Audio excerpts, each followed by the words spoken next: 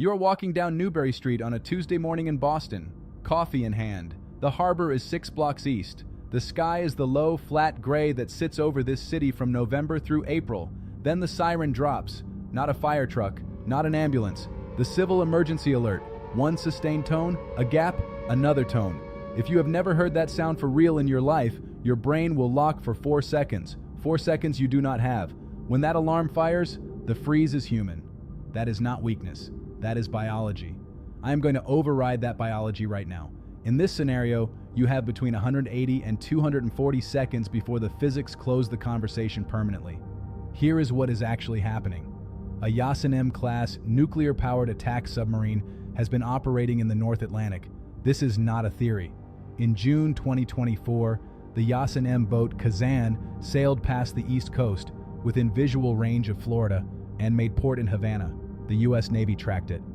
The press noted it. The politicians moved on. The submarine did not. In this war game, a global escalation has pushed Moscow toward a preemptive conventional strike on East Coast logistical infrastructure.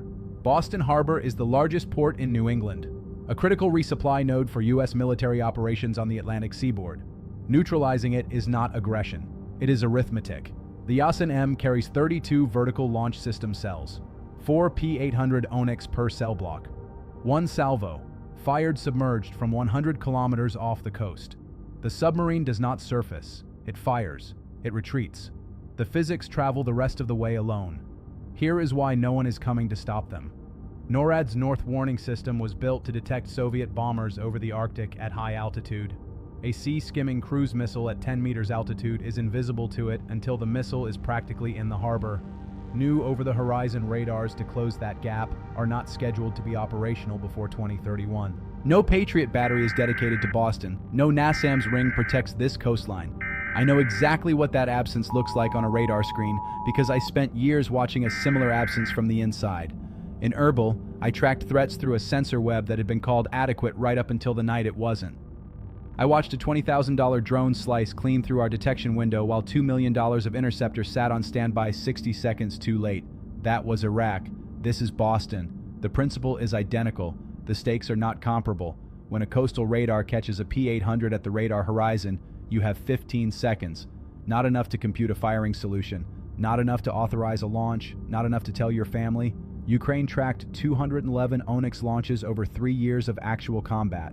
Their air defense intercepted 12, a 5.7% success rate against a dedicated, war-hardened defense network.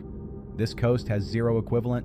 Now I give you the physics of the weapon. The P-800 Oniks, NATO designation SSN-26 Strobile, supersonic ramjet cruise missile, launch weight 3,000 kilograms.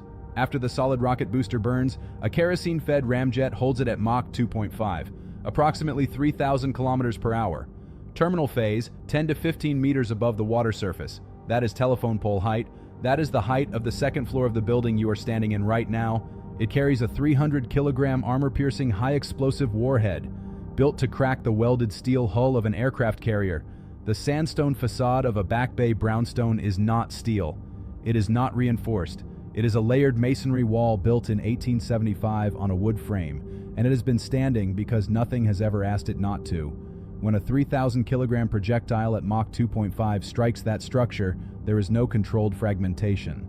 There is no spalling. Spalling describes a material resisting and fracturing under stress. This building does not resist. At this kinetic energy level, the transfer happens in milliseconds. The masonry shell does not fragment inward. It disintegrates. What was a 4-story brownstone becomes a supersonic lateral cloud of brick, structural timber, sandstone, and glass, moving at hundreds of kilometers per hour into every adjacent structure. These are row houses. They share party walls. When the shared load-bearing wall at the impact address is gone, the building next door follows within seconds. Then the next. The collapse propagates down the block like a zipper. Meanwhile, the overpressure wave running ahead of the debris field does not break windows. It removes them entirely, converting every glass pane on the block into a horizontal projectile field at torso height. 3 blocks out, the differential is sufficient to rupture eardrums and collapse weakened lungs before a single sound has arrived. The 19th century row houses of Back Bay were not designed for this physics. Their beauty is inseparable from their structural logic. and that structural logic will kill you if you are in the wrong position when this arrives. You now have the math. Now I give you what you came for. Phase 1. The first 3 minutes. Your singular objective when that siren fires, maximum interior mass between your body and every exterior wall. The street-facing facade is the primary threat axis. Do not move toward it. Move away from it. Find the interior stairwell. In a back bay brownstone, this is the vertical masonry core of the building, the highest concentrated mass in the structure. If there is a basement below street grade, you go there now. Below grade places you below the primary horizontal debris field, back against the interior stairwell wall, facing away from the harbor. No basement available. Get to a corner where 2 interior masonry walls meet on the ground floor. Do not position yourself beneath a wood frame floor span. Cover both ears. Open your mouth slightly. Pressure equalization across your eardrums. Not optional. Phase 2. The 20 minutes after. You will hear it. You will feel the earth move. Then a silence that does not feel right. Do not move for the first 20 minutes. This is not caution. This is physics. Boston's utility infrastructure was installed in the 19th century. A subsurface network of cast iron and aging steel gas mains. A single overpressure event at this scale fractures multiple pipe segments simultaneously. Secondary gas ignitions begin within minutes of impact. They are invisible before they ignite. If you smell gas, you are already inside a secondary kill zone. Open air is your only exit. When you move, I-93 is finished. Every driver in the metro area made the same decision at the same moment. On-ramps gridlock within 12 minutes of a major incident in the downtown core. The highway is 90 kilometers of stationary metal. Abandon the vehicle. You are on foot, heading northwest, away from the harbor and away from the debris field. Your objective is not a specific building. Military installations locked down in wartime, they are not a civilian option. Your target is distance and the far side of Route 128, approximately 10 miles northwest of Back Bay.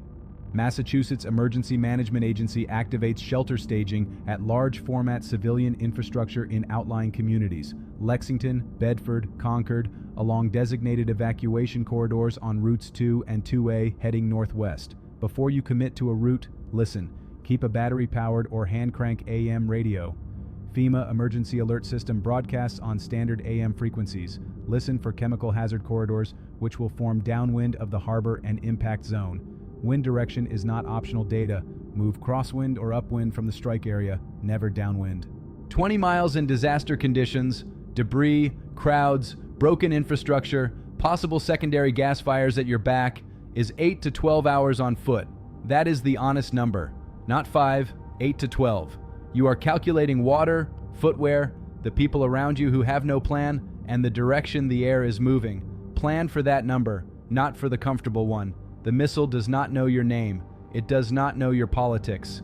It does not know that someone in a uniform once told you this couldn't happen here. It only knows coordinates. I was inside the system that assigns those coordinates on the other side. I know what a defense network gap looks like from the inside of a radar shelter. I know what it looks like when that gap is wide enough to fly a supersonic missile through at telephone pole height for the entire length of a harbor. And I know what it looks like when the people responsible for closing it have simultaneously run out of time, money, and political will. They did not want that said out loud. Now you have the math. What you do with the next 180 seconds is the only equation that remains.